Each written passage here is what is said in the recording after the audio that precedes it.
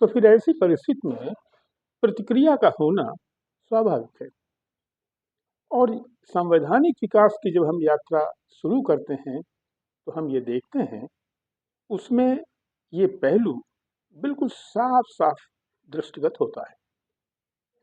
1909 का एक्ट जो आज का विचारणीय विषय है वो इसी तरह का संदेश दे रहा है, क्योंकि इस एक्ट के पहले जो भी अधिनियम आए थे उन अधिनियमों के द्वारा सुधार का प्रयास तो हुआ, लेकिन वो भारतीय आक्रोश को शांत नहीं कर पा रहे थे और अंग्रेज उसका फायदा भी ले रहे थे और अंग्रेज भारतीयों का दमन भी कर रहे थे और ऐसी नीतियों को अपना रहे थे जिससे कि भारतवर्ष की स्थिति दयनीय होती जा रही थी। आप देखिए, अंग्रेजों ने भारतवर्ष में शासन करने के लिए फूट डालो और राज करो की नीति अपनाई, डिवाइड एंड रूल पॉलिसी अपनाई। अब उन्होंने अलीगढ़ के जो प्रिंसिपल साहब थे उनको उन्होंने संकेत दिया, मिस्टर आर्चबोल्ड को, और ये कहा कि मुसलमानों के लिए अलग सुविधाएं मिलनी चाहिए, उनको उनकी जनसंख्या से ज़्यादा प्रतिनिधित्व मिलना चाहिए। यानी भड़काने का जो काम है वो उन्होंने किया और परिणाम ये हुआ कि फिर उसके बाद आगा खां के नेतृत्व में 35 लोगों का शिष्टमंडल भारत के तत्कालीन वायसराय मिंटो से मिला और जब मिंटो से मिला तो फिर अंग्रेजों ने डिवाइड एंड रूल पॉलिसी को अपनाया। उन्होंने मुसलमानों को अधिक महत्व देने के लिए पृथक निर्वाचन व्यवस्था का मन बना लिया। इसी तरह जो उनकी विखंडनकारी नीतियां हैं वो स्पष्ट कर रही हैं कि सदा सहता नहीं थी।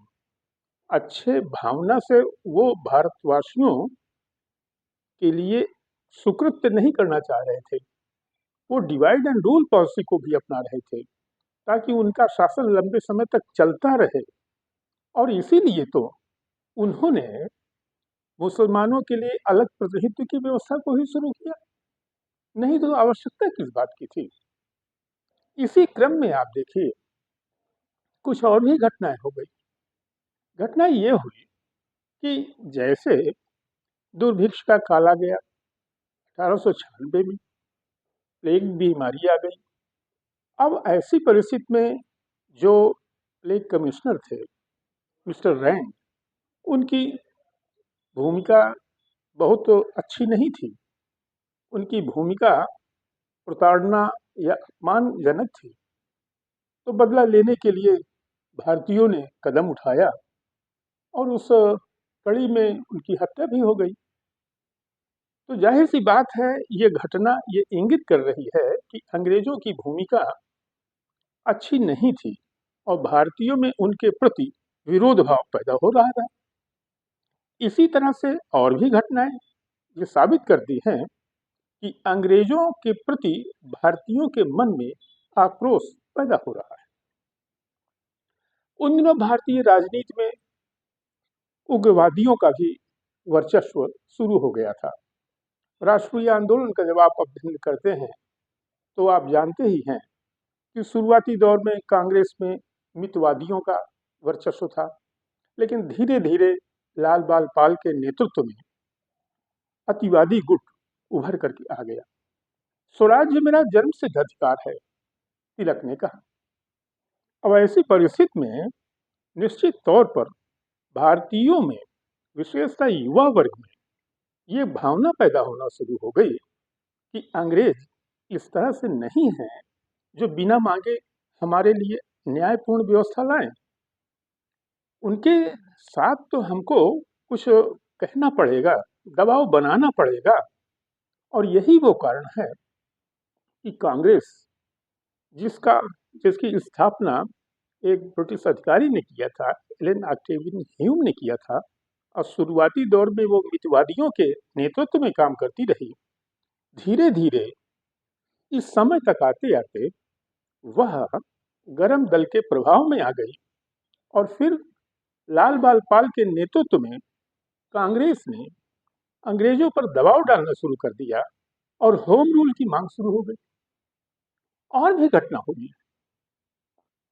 जापान एशिया का देश है, छोटा सा देश है, और रूस बहुत बड़ा देश, लेकिन जापान ने इसी समय रूस को परास्त कर दिया। अब भारतीयों में एक हलचल पैदा हो गई कि एक छोटा सा देश इतने बड़े देश को परास्त कर सकता है अपने राष्ट्रवादिता के कारण। तो फिर ऐसी परिस्थिति में हम तो बहुत विशाल हैं, हम क्यों नहीं अंग्रेजों को यहाँ से हटा सकते हैं, या अपना शासन खुद क्यों नहीं हम संभाल सकते हैं। इस तरह के विचार उनके मन में आना शुरू हो गया।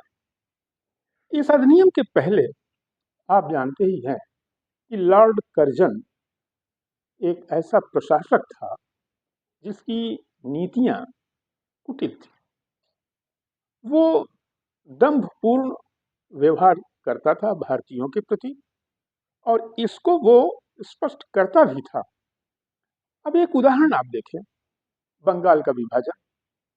बंगाल में हिंदू और मुस्लिम का फैक्टर महत्वपूर्ण नहीं था, लेकिन कर्जन ने इस तरह से व्यूह रचना की जिससे कि बंगाल का विभाजन हो गया। अब ऐसी परिस्थिति में भारतीयों ने जब इस बात को महसूस कर लिया कि बंगाल का विभाजन प्रशासनिक कुशलता की दृष्टि से वास्तव में नहीं हुआ, इसके पीछे कारण कुछ और है। हाँ, बताया जरूर जा रहा है कि प्रशासनिक सुविधा के लिए बंगाल का विभाजन हुआ, लेकिन जो निहित कारण है वो तो विखंडनकारी है। जब भारतीयों के दिमाग में ये बात आ गई तो स्वाभाविक तौर पर प्रतिरोध करना शुरू कर दिया। तो इस प्रकार से आपने देखा कि चाहे जापान का सोवियत संघ या रूस पर विजय हो, चाहे मुसलमानों को आगे बढ़ा करके उनके लिए पृथक निर्वाचन की मांग शुरू करवाई जा रही हो, ये घटना हो, या प्लेग की घटनाएं हो, या दुर्भिक्ष की घटनाएं हो, या कर्जन की भूमिका हो, एक नहीं कई फैक्टर्स जुड़ गए और फिर ऐसी परिस्थिति में इन सब का समुच्चय हुआ और परिणाम स्वरूप भारतीयों में एक आक्रोश पैदा हुआ। और जब आक्रोश पैदा हुआ तो फिर ऐसी परिस्थिति में उस आक्रोश को शांत करने के लिए हमेशा की तरह अंग्रेजों ने सुधारों का एक जाल फेंक दिया ताकि भारतीय इस जाल में आ जाएं और वे आक्रोश को खत्म कर लें। 1909 का एक्ट उसी दिशा में उठाया गया कदम। इस एक्ट का जब आप अध्ययन करते हैं तो आप ये पाते हैं कि 1909 के एक्ट के अंतर्गत कुल सदस्यों की संख्या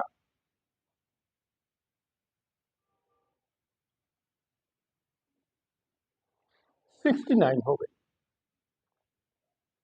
जो 16 सदस्य थे विधान परिषद में, अब उनकी संख्या बढ़ा करके 69 कर दी गई। अब इसमें जो 9 सदस्य थे ये एक्स ऑफिशियो मेंबर्स थे। एक्स ऑफिशियो मेंबर्स का मतलब ये है कि ये पदेन सदस्य हैं। इसमें एक तो गवर्नर जनरल स्वतः ही रहा, और फिर ऐसी परिस्थिति में कार्यकारिणी परिषद के सदस्य इसमें आ गए। तो इस तरह के जो लोग थे वो एक्स ऑफिशियो में आ गए और 60 अतिरिक्त सदस्यों की व्यवस्था कर दी गई। ये लोग मिल करके यानी 9 और 60 ये हो जाते हैं 69, और 69 ये जो मेंबर्स हैं ये मिल करके विधियों के निर्माण का काम करेंगे। इसे कहते हैं, ये जो इंपीरियल लेजिस्लेटिव काउंसिल का गठन है उसका स्ट्रक्चर है, पहले 9 ये एक्स ऑफिशियो मेंबर्स हैं और ये 60 जो है अतिरिक्त या एडिशनल मेंबर्स, अतिरिक्त सदस्यों की व्यवस्था की गई। जो 60 हैं, फिर इनको उन्होंने दो भागों में बांट दिया। 28 मेंबर एक तरफ रहे और 32 मेंबर दूसरी तरफ हो गए। 28 जो हैं ये ऐसे हैं जो निश्चित तौर पर सरकार की भूमिका में रहेंगे। ये तो एक्स ऑफिशियो हुए और ये नॉमिनेटेड ऑफिशियल्स हुए। ये मनोनीत सरकारी सदस्य हैं, ये निर्वाचित सदस्य होने हैं और ये गैर सरकारी निर्वाचित सदस्य हैं। अब इनको आप देख रहे हैं 5 इसमें से निकल गए तो 27 बच रहे हैं, ये इलेक्टेड मेंबर्स हैं। अब इनको भी दो भागों में बांट दिया गया, 3 भागों में बांट दिया गया। एक है विशेष निर्वाचक मंडल से, एक है साधारण निर्वाचक मंडल से और एक है वर्ग निर्वाचक मंडल से। वर्ग निर्वाचक मंडल में आप देखें 6 एक तरफ है और 6 एक तरफ है।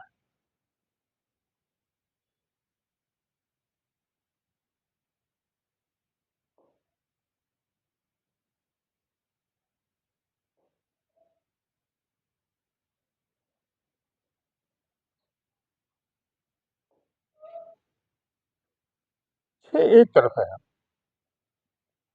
इसमें 6 जो है ये सबसे महत्वपूर्ण बात है और ये जो है मुसलमानों के लिए किया गया, जानबूझकर किया गया। आप खुद ही महसूस कीजिए, घर में अगर आप के यहाँ 2 बच्चे हैं या 3 बच्चे हैं, खाना खाने के लिए अगर बुलाया जाए और एक को पहले बुला लिया जाए, दूसरे को न बुलाया जाए, तो जिसको नहीं बुलाया जाएगा वो नाराज तो होगा ना। और यही बात दूसरे दिन भी हो जाए, तीसरे दिन भी हो जाए, तो नाराजगी होगी ना। यहाँ जब इनको अधिक पृथक दे दिया गया, निर्वाचक की सीटें दे दी गई और पृथक निर्वाचन क्षेत्र कर दिया गया, तो ऐसी परिस्थिति में दूसरे वर्ग वाले सोचने लगे कि इनको ज्यादा महत्व दिया गया। तो जब ये विरोध करेंगे इनके लिए, तो इनके मन में भी नाराजगी होगी कि अरे ये हमारा विरोध कर रहे हैं।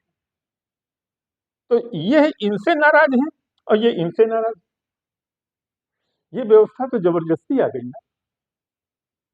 अब यहां पर आप ध्यान दीजिएगा इस बात को, संरचना ये बनाई गई भारतीयों को खुश करने के लिए कि भारतीय आप लोग संतुष्ट हो जाएं, आपके मन में जो गिला शिकवा है वो सारा गिला शिकवा हम दूर कर देंगे। लेकिन सच्चाई क्या है ये आपने खुद देखा।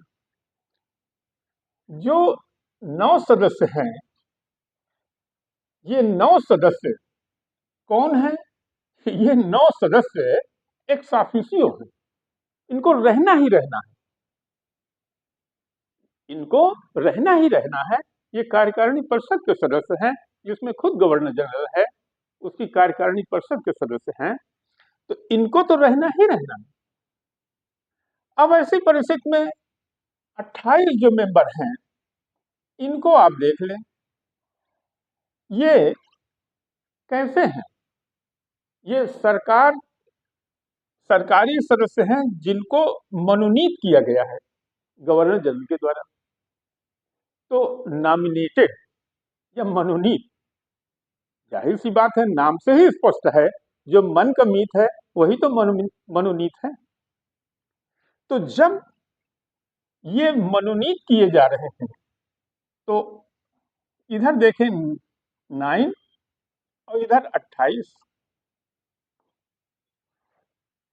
अब ये बचे 5। ये 5 जो हैं ये गैर सरकारी हैं लेकिन मनोनीत है। तो इनको उठा करके देखें तो हो जाते हैं 5। ये टोटल कितना हुआ?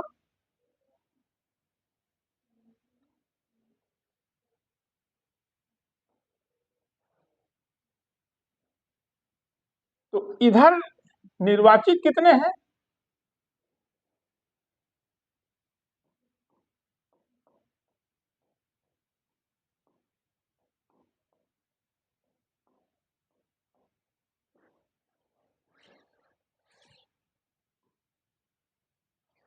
इनको देखें, इनकी संख्या देखें और इनकी संख्या देखें। अंग्रेजों ने तो हमको संतुष्ट किया कि भाई देखिए, आप बिना मतलब नाराज हैं ना, हमने तो आपके लिए सब कुछ व्यवस्था कर दिया है, विधायिका का विस्तार कर दिया है, आपकी समस्याओं को हम सुन रहे हैं, आपको नाराजगी नहीं होनी चाहिए, चिंता नहीं होनी चाहिए। लेकिन बंटवारा कैसे किया जा रहा है? और 27 को भी बांट दिया गया। 27 बटे कैसे? 27 इसमें आप देख रहे हैं विशेष निर्वाचक मंडल है, विशेष बंगाल और बिहार को दिया गया। ये साधारण निर्वाचक मंडल से हैं और ये वर्ग निर्वाचक मंडल से हैं। वर्ग निर्वाचक मंडल में 6 मुसलमानों के लिए हैं और 6 को भी 2 भागों में बांट दिया गया, 1 और 5। एक जो है जमींदारों से रहेगा और 5 मुसलमानों से रहेंगे। कितना उन्होंने विखंडन किया है। और यहाँ आप देख रहे हैं 6 जो हैं ये लैंडलॉर्ड हैं, ये भूमिपति हैं। तो जाहिर सी बात है ये भी जमींदार, तो ये भी तो गवर्नर जनरल का साथ देंगे। तो बचा क्या आपके पास? आप महसूस कीजिए कैसा उन्होंने बनाया, व्यवस्था इस प्रकार से रखी, ढांचा इस प्रकार से कर दिया कि गवर्नर जनरल के 9 कार्यकारिणी परिषद के सदस्य हैं। फिर इसमें 28 जो हैं ये ऐसे सदस्य हैं नॉमिनेटेड ऑफिशियल्स, जो सरकार के सदस्य हैं लेकिन गवर्नर जनरल के द्वारा मनोनीत है। और ये जो हैं गैर सरकारी हैं लेकिन गवर्नर जनरल के द्वारा मनोनीत है। गैर सरकारी सदस्य जो 32 हैं, इसमें से 27 जो हैं ये निर्वाचित हैं। लेकिन किस तरह से निर्वाचन हो रहे हैं आप देख रहे हैं, ये विशेष निर्वाचक मंडल के द्वारा है, ये साधारण निर्वाचक मंडल के द्वारा, ये वर्ग निर्वाचक मंडल के द्वारा। और जो वर्ग निर्वाचक मंडल है वो 2 भागों में बट गए हैं। ये मुसलमानों के लिए पृथक निर्वाचन व्यवस्था है और इनको भी 2 भागों में बांट दिया गया। एक जो मुसलमानों में जमींदार वर्ग के थे और 5 जो है मुसलमानों की तरफ से थे और ये 6 जो है हिंदू जमींदारों की तरफ से थे। कितना दिमाग दौड़ाया गया। सोचने का विषय ये है कि कितना अधिक दिमाग दौड़ाया गया और संदेश उन्होंने ये दिया कि सब कुछ ठीक ठाक है, भारतीयों के लिए सारी व्यवस्थाएं हमने ठीक कर दी हैं। तो ये 1909 के अधिनियम की एक बड़ी महत्वपूर्ण और विचित्र बात है कि उन्होंने कहने के लिए दुनिया को संदेश दे दिया कि नहीं, हमने सब कुछ भारतीयों के लिए ठीक किया है। लेकिन अंदर की कहानी खुद ही आप जब व्याख्या करेंगे, इसका विश्लेषण करेंगे, तो आप ये जरूर पाएंगे कि ये व्यवस्था तो भारतीयों के हित के लिए बिल्कुल थी ही नहीं। ये केवल दिखावी व्यवस्था है, ये केवल दिखाने के लिए है, इससे अधिक कुछ नहीं है। तो यहाँ पर ये अधिनियम जो है महत्वपूर्ण क्यों है और किस लिए है? मेरे हिसाब से अगर देखा जाए तो इस अधिनियम के द्वारा भारत की बढ़ती राष्ट्रीयता को समाप्त करने का प्रयास किया गया। जो भारतीयों में राष्ट्रीयता की भावना पैदा हो गई थी, उस राष्ट्रीयता की भावना को खंडित करने के लिए उन्होंने सुधारों के इस जाल को फेंका। कांग्रेस मुस्लिम जो पैक्ट आप जानते ही हैं कि किस तरह से हुआ था। अब ऐसी परिस्थिति में नॉक एक्ट उसमें बाधा पैदा कर रहा है, क्योंकि इसमें मुसलमानों के लिए पृथक निर्वाचन व्यवस्था कर दी गई है। और मुसलमानों के लिए जब पृथक निर्वाचन व्यवस्था आ गई तो ये धीरे धीरे धीरे धीरे धीरे धीरे बढ़ती गई और ये जाकर के भारत के विभाजन के रूप में फलीभूत होती है। निश्चित तौर पर 1909 के एक्ट में ये सच है कि विधायिका का विस्तार हुआ, लेकिन ये बात भी सच है कि सांप्रदायिकता की नींव भी पड़ी। यही कारण है कि वायसराय मिंटो को सांप्रदायिकता के जनक के नाम से जाना जाता है। उन्होंने औपचारिक रूप में सांप्रदायिक व्यवस्था की शुरुआत की। एक्स ऑफिसियो यानी पदेन सदस्य, अर्थात ये हर हालत में रहेंगे ही रहेंगे। क्योंकि कार्यकारिणी परिषद के सदस्य हैं, लिहाजा विधान परिषद में, इंपीरियल लेजिस्लेटिव काउंसिल में इनको रहना ही रहना है, हर हालत में रहना है। क्योंकि ये कार्यकारिणी परिषद के सदस्य हैं, लिहाजा इनको रहना ही रहना है। तो एक तो ये प्रकार हो गया, ठीक है ना। ये 28 लोग हैं, गवर्नर जनरल, ध्यान दीजिएगा, नॉमिनेट कर रहा है। इलेक्शन अलग है और नॉमिनेट करने की प्रक्रिया अलग है।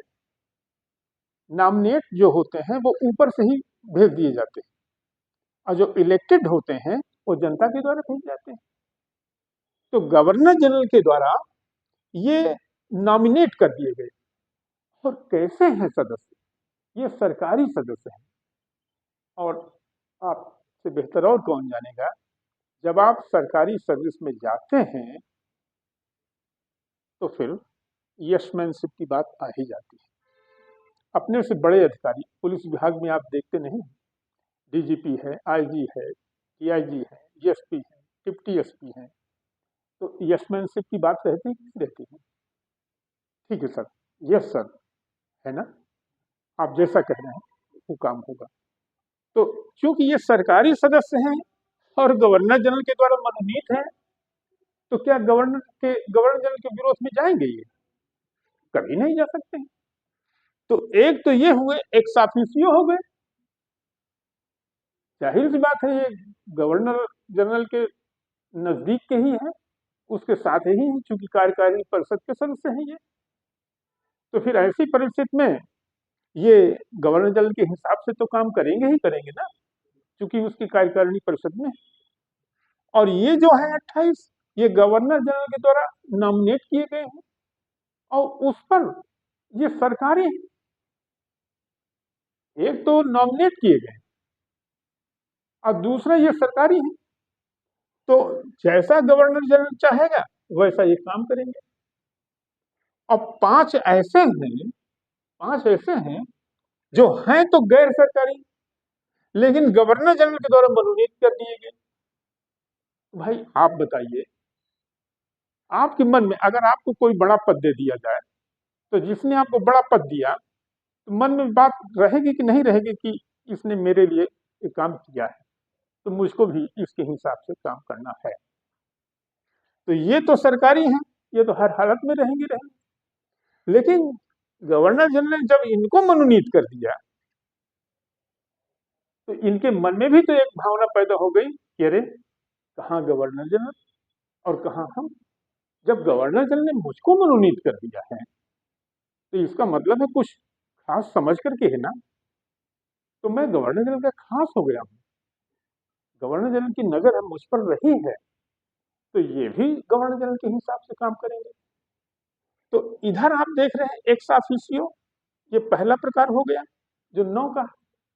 और दूसरा जो है 28 सदस्य हैं, ये नॉमिनेटेड हैं लेकिन ऑफिशियल्स हैं। और ये 5 जो हैं, ये ये नॉन ऑफिशियल्स हैं लेकिन नॉमिनेटेड हैं।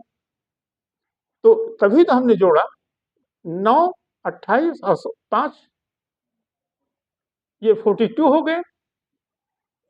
ये शुद्ध रूप में गवर्नर जनरल के हिसाब से ही काम करेंगे, चाहे जैसे हो जाए। मानव का जो स्वभाव है, उसकी जो प्रकृति है, उसका अध्ययन करने के बाद सामान्य तौर पर आप यही निष्कर्ष निकालेंगे कि ये 42 मेंबर ऐसे हैं जो गवर्नर के हिसाब से काम करेंगे।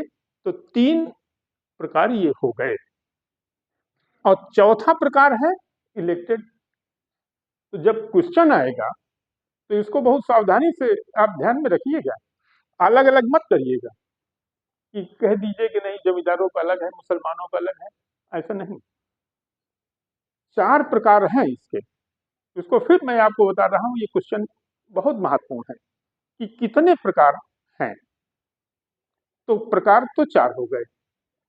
एक है एक्स ऑफिशियो, एक है ऑफिशियल नॉमिनेटेड, एक है ऑफिशियल नॉन ऑफिशियल नॉमिनेटेड, और फिर उसके बाद इलेक्टेड। तो एक, दो, तीन और चार, कुल चार प्रकार आपके सामने आ गए। ठीक है ना? इन्हीं को आपको टिक करना है कि जब पूछा जाए कि कितने प्रकार हैं, तो सीधे तौर पर आपको बताना है कि चार प्रकार है। इसका नाम, इसको समझ लें, लॉर्ड मिंटो। लॉर्ड मिंटो कौन थे? भारत में रहने वाले गवर्नर जनरल वायसराय। तो वहां कौन बैठेगा? इंग्लैंड में कौन बैठेगा? मार्ले। मार्ले वहां है। मार्ले कौन है? भारत सचिव है। तो भारत सचिव कहाँ रहेगा? इंग्लैंड में रहेगा। इसलिए इसका नाम है मार्ले मिंटो। मार्ले मिंटो सुधार। मार्ले भारत सचिव है। याद है ना, हमने पिछले दिन बताया था कि भारत परिषद का गठन हो गया है और उसका नेतृत्व कौन कर रहा है? भारत सचिव कर रहा है। और भारत सचिव का कैबिनेट का सदस्य है और कैबिनेट की बैठक होती है, उस कैबिनेट की बैठक में वो भी भाग लेता है। तो भारत के मामलों में वो मुख्य रूप में उत्तरदायी है। ऐसी परिस्थिति में जो इंग्लैंड में बैठा है भारत सचिव, वह हो गया मार्ले। और भारत में जो रह रहे हैं वायसराय, उनका नाम है मिंटो। तो लॉर्ड मिंटो और भारत सचिव मार्ले, इसलिए नाम हो गया मार्ले मिंटो सुधार अधिनियम। और ये सुधार अधिनियम आया अरुंडेल कमेटी के सुझाव पर, और फिर सुधार की इस व्यवस्था को लाया गया। लेकिन वास्तव में अगर देखा जाए तो 1909 के अधिनियम में ये सच है कि विधायिका का विस्तार तो हुआ। कहाँ 16 सदस्य थे, अब कहाँ वो बढ़ करके 69 हो गए। कितना अधिक हो गए, अचानक बढ़ गए।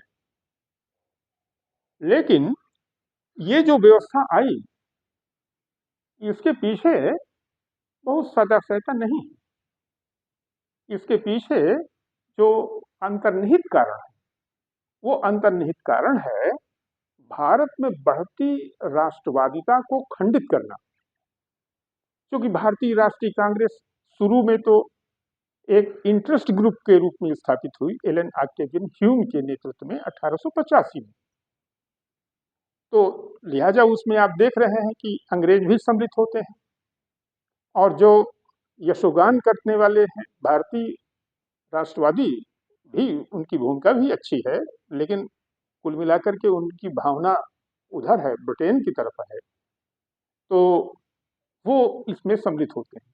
लेकिन वही कांग्रेस, जब परिस्थितियां इस प्रकार से बनती चली गई, तो भारतीय राष्ट्रीय कांग्रेस का स्वरूप भी परिवर्तित होने लगा। तो जो इंटरेस्ट ग्रुप के रूप में था, जिसका गठन हुआ था 1885 में, जिसके अध्यक्ष थे एलन ऑक्टेवियन ह्यूम, जिनको इसका श्रेय दिया जाता है उसके गठन का, तो अब आप देखते हैं कि वही भारतीय राष्ट्रीय कांग्रेस धीरे धीरे अब भारतीयों का साथ देने के लिए आगे आ रही है और उसमें वर्चस्व स्थापित होता जा रहा है गरम गुट का।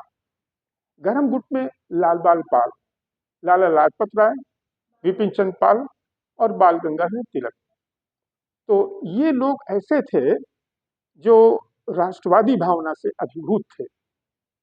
इसमें लाला लाजपत राय को देखते हैं, वो आर्य समाज के स्वामी दयानंद सरस्वती की राष्ट्रवादी विचारधारा से विशेष रूप से प्रभावित थे। तो फिर ऐसी परिस्थिति में भारतवर्ष में इन सभी नेताओं की, लाल बाल पाल की भूमिका बड़ी महत्वपूर्ण हो चुकी थी। तो निश्चित तौर पर कांग्रेस अपना स्वरूप बदल रही थी। जब स्वरूप बदल रही थी, तो वो कांग्रेस जो कभी अंग्रेजों का गुणगान करती थी, उनका यशोगान करती थी, महिमा मंडन करती थी, अब वही कांग्रेस राष्ट्रवादियों के प्रभाव में आ गई और उसके तेवर जो है उग्रवादी होने लगे, लाल बाल पाल के नेतृत्व में राष्ट्रवादी उसमें सम्मिलित होने लगे, तो वो आक्रोश इतना बढ़ने लगा कि अंग्रेजों को ये महसूस होने लगा कि कांग्रेस अब हमारा साथ नहीं देगी। तो फिर ऐसी परिस्थिति में उन्होंने सुधारों का एक जाल फेंक दिया ताकि उस जाल में फंस जाए भारतीय और उनकी राष्ट्रवादी भावना को खंडित किया जाए। और उसको खंडित करने के ही क्रम में तो हमने आपसे कहा ना, सांप्रदायिक प्रतिनिधित्व की व्यवस्था लाई, अन्यथा इसकी जरूरत क्या थी। मैंने कहा ना कि जब इनको अतिरिक्त सुविधा दी जाएगी तो अन्य लोगों को नाराजगी होगी कि नहीं होगी, और जब अन्य लोग नाराज होंगे तो ये अंग्रेजों से नाराज न होकर के उन भारतीयों के प्रति नाराजगी व्यक्त करेंगे कि आप क्यों हमसे नाराज। देख रहे हैं, नाराजगी जो है अब दूसरी तरफ चली जा रही है, अंग्रेजों की तरफ तो नहीं जा रही है, क्योंकि अंग्रेज तो उनको अधिक महत्व दे रहे हैं ना, पृथक निर्वाचन की व्यवस्था ला रहे हैं ना। तो निश्चित तौर पर अब एक वर्ग जो है अंग्रेजों की तरफ जा रहा है। और फिर उसी तरह से आप देखेंगे जमींदारों को भी उन्होंने मिलाने का प्रयास किया, इनको भी खंडित कर दिया। इसमें एक जो है मुस्लिम जमींदार के लिए और 5 जो है मुसलमानों के लिए। और यहाँ आप देख रहे हैं कि ये जमींदारों के लिए, हिंदू जमींदारों के लिए। तो जमींदार वर्ग तो आम जनता का तो है नहीं ना, के बारे में तो सामान्यतः एक धारणा ही रही है कि बहुत सारे, सबके लिए तो मैं नहीं कहूँगा, लेकिन अधिकांशतया देखा गया है कि उनकी भूमिका शोषणकारी रही। सबके बारे में तो नहीं कहा जा सकता, लेकिन अधिकांश के बारे में ये कहा जाएगा कि उनकी भूमिका शोषणकारी रही। तो अब निश्चित तौर पर ये वर्ग जो है जन सामान्य से तो अलग अपने को कर ही चुका है ना, तो यह भी इनकी तरफ चले गए, ये भी इनकी तरफ चले गए। अब टोटल आप कर लीजिए, देख लीजिए, विश्लेषण करके आप देख लीजिए, तो बचता क्या है? कुछ भी तो नहीं बचता भाई। रेवड़ी अगर दी जाए और सब अपने को ही देते रहे तो सामने वाला उसको क्या मिलेगा? कुछ भी तो नहीं मिलेगा ना। तो उन्होंने किसको दिया? तो अपने ही लोगों को रेवड़िया दिया, दूसरे को तो मिला ही नहीं। तो इस तरह से आप देख रहे हैं, कहने के लिए तो उन्होंने कहा कि मैंने इतना बांट दिया, लेकिन बांटा किसको? तो फायदा कहाँ हो गया? फायदा तो हुआ नहीं ना, आम भारतीयों को फायदा कहाँ मिला? भाई आप सोचिए कि अगर किसी वस्तु को बांटा जाए और जन सामान्य की जगह कई ट्रक बांट दिए जाए सामग्री, सारी चीजें, लेकिन वो सामग्री जो है हम अपने ही लोगों को दे दें और ये संदेश दुनिया में ढिढोरा पीटे कि नहीं हमने सबको दे दिया, तो ठीक है, बांट तो दिया, लेकिन वो तो हमने अपने लोगों को दिया ना। तो यहाँ आप देख रहे हैं कि गवर्नर जनरल जो है, एक्स ऑफिशियो मेंबर जो 9 है, ये उनके भक्त हैं क्योंकि उसकी परिषद के सदस्य हैं। 28 जो है ये सरकारी हैं और इन्हीं के द्वारा नॉमिनेट किए गए हैं। मनोनीत के बारे में स्पष्ट कह रहा हूं कि जो मन का मीत है वही मनोनीत है। तो इनके जो है ये मन की मीत है यानी मनोनीत है, तो ये भी हो गए, इधर हो गए। और जो गैर सरकारी है 5, ये भी मनोनीत है। तो ये 9 हुए, 18 हुए और 28 हुए और 5 हुए, 42 हो गए, ये एक तरफ हो गए। तो निश्चित तौर पर आप देख रहे हैं ये 32 ही, ये 27, 32 जो गैर सरकारी हैं, इनमें 5 इधर निकल गए, अब बचते हैं 27 निर्वाचित हैं। और इसमें विशेष निर्वाचक मंडल यानी ये व्यापारियों के लिए, ये ध्यान दीजिएगा, ये व्यापारियों के लिए, बिजनेसमैन के लिए। और बिजनेसमैन तो आप जानते ही हैं, वो तो हमेशा मतलब जहां उसको परिस्थितियां ठीक रहेंगी वो उधर ही जाएगा, वो आक्रोश तो व्यक्त ही नहीं करेगा ना। जहां उसके अच्छे उद्योग धंधे या इस तरह से बिजनेस फलीभूत हो तो वो तो उधर ही जाएगा ना, वो क्यों पंगा लेगा गवर्नर जनरल से या ब्रिटिश सरकार से। तो यहाँ ये व्यवस्था आ गई। और वर्ग निर्वाचक मंडल में जैसा कि हमने कहा कि 6 जो हैं ये जमींदारों के लिए हैं सामान्य रूप में, और 6 मुसलमानों के लिए दिए गए। अब मुसलमानों में भी काट छांट कर दी। ये मुसलमान में एक जो है मुस्लिम जमींदार के लिए था, अब 5 जो है सामान्य के लिए था। और बात इतनी ही नहीं, ये न सोचा जाना चाहिए कि आम लोगों को मत देने का अधिकार दिया गया। ना ना ना, आम लोगों को मत देने का अधिकार नहीं था। इसमें मतदाताओं की उम्र का भी निर्धारण था। इसमें संपत्ति भी महत्वपूर्ण थी, इसमें शिक्षा भी महत्वपूर्ण थी, और इसमें भी स्पष्ट कर दिया गया था कि इनकम का विभेद किया गया। मुसलमानों के लिए कम इनकम का प्रावधान किया गया और हिंदुओं के लिए अधिक, कि जिनकी इनकम एक सीमा से अधिक है वो वोट दे सकते हैं। तो भेदभाव तो यानी कहा जाए तो षड्यंत्र की भूमिका तो है ही इसमें। तो स्पष्ट तौर पर अब आप देखें, जब बहुत दिमाग दौड़ाया जाएगा तो शुरू में तो हो सकता है न समझ में आए, लेकिन एक समय ऐसा जरूर आ जाता है कि नहीं, इसमें कुछ जरूर षड्यंत्रकारी नीतियां हैं। और प्रारंभिक समय में तो ठीक है, भारतीय संतुष्ट हुए, लेकिन जल्दी ही उनको इस बात का भान हो गया कि नहीं, ये तो दुर्भावनापूर्ण है, ये तो हमको छला गया है। कहने के लिए है कि विधायिका का विस्तार किया गया, लेकिन विधायिका का विस्तार कैसे हुआ इसका विश्लेषण करके हमने तो आपको बता ही दिया। ठीक है, कोई क्वेश्चन? अब इसमें जो साधारण है वो निश्चित तौर पर ऐसे हैं जो आम मतदाता है, और मतदाताओं के लिए इनकम रखी गई है। हालांकि हाँ, अब इसमें आप देखिए कि जैसे जो मतदाता हैं, जो ग्रेजुएट हैं और ग्रेजुएट हैं, अब सोचिए कि उन दिनों के भारत में कितने ग्रेजुएट रहे होंगे। हमने तो देखा जब हम आ गए थे तब तो बीए, एमए, पीएचडी तो बहुत ज़्यादा हो गए, लेकिन कई नाम पट्टिकाएं ऐसी थी जिसमें उनका नाम लिखा रहता था और बीए। मैं ईमानदारी से आपको बता रहा हूँ, यानी बीए होना भी बहुत बड़ी बात थी। और पुराने कुछ मकान में इस तरह से हमने देखा था, लिखा था। तो मैं आपसे चर्चा कर रहा हूँ 1909 के एक्ट में, उन दिनों के भारत में बीए होना कितनी बड़ी बात रही होगी। अगर आप इस तरह से आप पता लगाएं तो हम लोगों के परिवार में कोई बीए या ग्रेजुएट ही नहीं कर रहा हुआ।